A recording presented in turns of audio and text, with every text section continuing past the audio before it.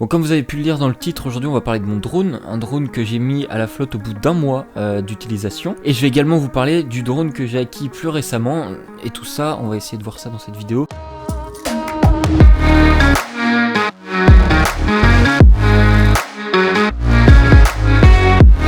Déjà on va commencer avec le drone que j'ai craché, donc le Mavic Mini. Le Mavic Mini, pourquoi est-ce que je l'ai pris? Parce qu'au début je voulais faire de la captation vidéo. J'avais vu que c'était un drone pour débutants, un drone qui était destiné au grand public et qui avait pas pour vocation de faire des images qui permettent d'être retouchées derrière, des images qui peuvent être travaillées en post-prod. Voilà, ça laissait un moins large choix derrière, mais je me suis dit pour le budget qu'il est à peu près 400 € pour le pack de base. Moi j'ai le pack à 500 €, mais je vais vous expliquer un peu aussi de quoi il est constitué pour vous donner un peu mon ressenti aussi sur ces deux packs, lequel est le plus avantageux.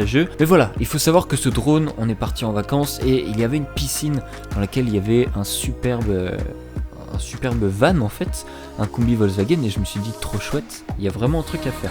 Donc j'étais avec ma copine à ce moment-là et c'est elle aussi qui m'a dit tu peux essayer de passer à travers les fenêtres, etc. Ça peut faire un truc cool. Et donc en effet, ça aurait pu faire un truc cool si j'avais réussi à passer la fenêtre. Ce qui s'est passé, c'est que il faut savoir qu'il y a un grand grillage entre la piscine et moi et le drone, donc je me retrouve un peu séparé, je peux pas réagir à la seconde près, bien qu'on en était pas loin. Je prépare le drone, je me cale bien, etc. Et j'avais l'impression d'être bien axé, et dans la caméra je voyais pas les bords, etc.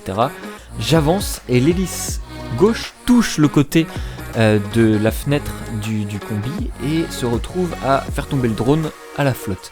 Heureusement pour moi, plusieurs choses.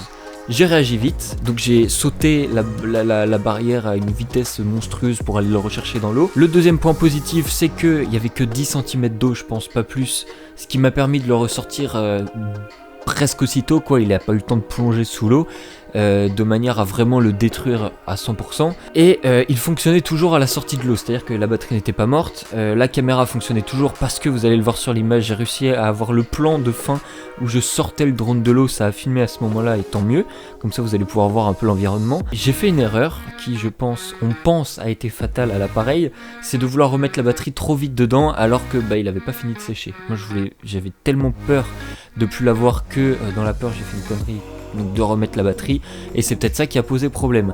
Le seul problème qu'il y a en fait, il fonctionne parfaitement, le seul problème que j'ai avec, eh bien c'est que la batterie ne permet plus de faire voler le drone. Tout fonctionne, la caméra, les hélices, enfin du moins je suppose que les hélices fonctionnent parce que je les ai pas revues tourner depuis ce temps-ci, mais en tout cas tout a l'air de fonctionner. Le seul problème, voilà, c'était au niveau du moteur. Pour le coup, je pense que vous pouvez très vite vous en rendre compte, c'est vraiment un drone microscopique. C'est assez dur de s'en rendre compte parce que moi-même quand je regardais les vidéos pour voir un peu lequel je voulais prendre, j'avais du mal à me dire que celui-ci était petit, que d'autres étaient plus gros, etc. Quand vous les avez en main, pour le coup, vous voyez vraiment la différence. Ce qui s'est passé, c'est que vous allez me dire, il y a un truc qui s'appelle DJI Care qui permet de payer à la base 50 € pour le Mavic Mini et de l'envoyer à DJI. Il vous remplace une pièce au prix de la pièce, mais du coup ça coûte forcément moins cher que de racheter l'ensemble.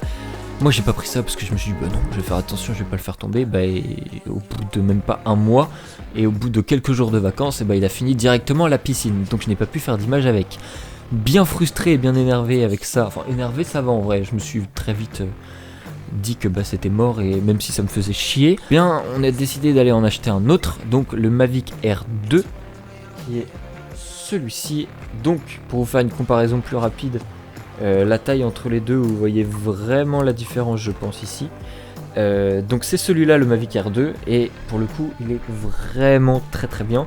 J'ai pu le tester à plusieurs reprises, les images sont très belles, vous pouvez faire de la 4K jusque de la 60 fps, vous pouvez faire des ralentis à 240 images par seconde, vous avez aussi la possibilité de faire des plans prédéfinis par le drone, ce qui vous permet de faire des cercles parfait, ce qui vous permet de faire des quick shots assez incroyables pour certains, où vous voyez ça fait un globe à la fin. C'est vraiment très beau, très chouette à utiliser. Il y a une différence de prix certes, mais quoi qu'il arrive, pour ceux qui veulent faire un minimum de vidéos pro, que ce soit pour du clip, que ce soit pour du YouTube ou pour à partir du moment où vous voulez vraiment avoir une belle image et pouvoir vous éclater derrière en post-prod, je vous recommande vivement le Mavic Air 2. Pourquoi? Parce qu'au niveau de la dynamique, quand vous faites vos plans, vous avez moyen de faire des changements qui sont assez beaux. Il faut savoir que DJI a pour habitude de très contraster son image à la base. Là vous pouvez justement avoir un profil plus flat, ce qui va vous permettre du coup derrière de rattraper tout ça. Donc évitez de trop trop exposer à la perfection, à la base votre plan, sinon au niveau de la, comment on dit, au niveau du contraste ça va être plus compliqué, du moins en tout cas j'ai un peu plus galéré derrière en post-prod. En tout cas voilà, l'image est bien plus belle que sur le Mavic Mini, qui n'est pas du tout fait pour ça, comme je le précise à nouveau, c'est fait pour du débutant. Là l'image vous pouvez beaucoup moins la travailler, c'est une balance des blancs automatique, je me suis retrouvé avec une balance des blancs qui était totalement bleue sur mon image, et pour le coup c'est chiant à rattraper, parce que du coup vous avez une dynamique moins large que sur le Mavic R2. Sur ce second drone, lui je l'ai payé 850 € je crois, avec du coup 89 € de DJI Care, pour avoir l'assurance. Voilà, si je le fous dans un mur, dans la flotte, ou que je me marche dessus, que je veux lui mettre un coup de coude, je peux y aller. J'ai jusqu'à 2 réparations par an qui sont pris en charge, où je dois payer bien sûr la pièce de remplacement, mais en tout cas voilà, j'ai pas à devoir racheter le drone entièrement. Pourquoi moi j'ai pris le pack pour le Mavic Mini? Simplement parce que j'avais avec ça une housse, comme vous pouvez voir ici. J'ai un jeu de 3 batteries, donc il me sert actuellement à rien, mais en tout cas je l'ai. Les 3 batteries c'est un gros avantage pour le coup. J'en ai qu'une avec le R2, j'ai pas voulu prendre le pack plus cher parce que pour le coup ça faisait beaucoup de dépenses en peu de temps, comme vous pourrez vous en douter. Au niveau des différences, au niveau des manettes surtout, vous pouvez constater, ça c'est pour le Mini et ça c'est pour le R2. La différence déjà principale, c'est que sur le Mini vous allez mettre en fait votre téléphone en bas de la manette comme ceci, alors que sur le R2 vous allez mettre votre téléphone en haut, ce qui est plus intuitif quand vous avez l'habitude de jouer à une console. Généralement votre écran est disposé au-dessus, je pense notamment à une 3DS, enfin une DS tout simplement.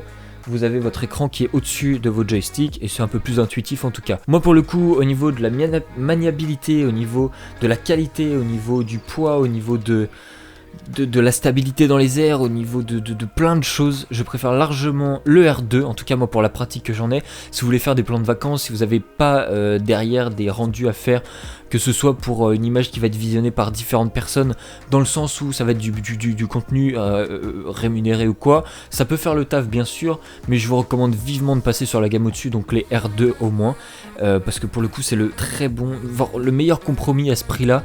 Vous allez difficilement pouvoir trouver mieux, le capteur est vraiment très bon malgré sa taille, ça fait du 48 millions de pixels.